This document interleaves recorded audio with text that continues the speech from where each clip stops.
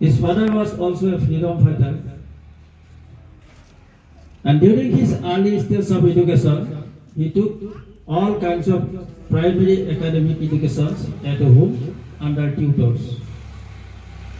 After crossing 18 years, he went to England, it is called Britain, to study barrister, a kind of education law.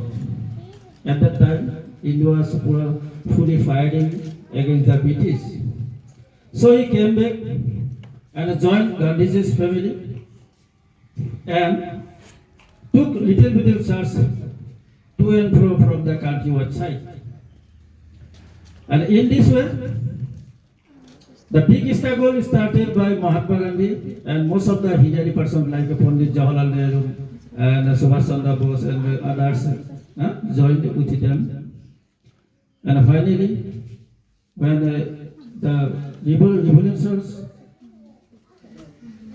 found the position to oust British from India on 15 August 1947, India thought to be a democratic country and to be controlled and to be run by its administration.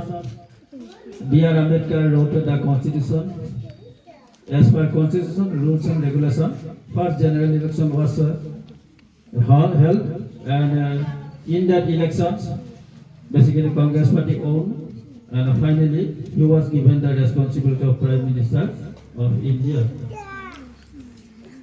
He has continued 14 years with the Indians and the abroad, and so many events happened during his life.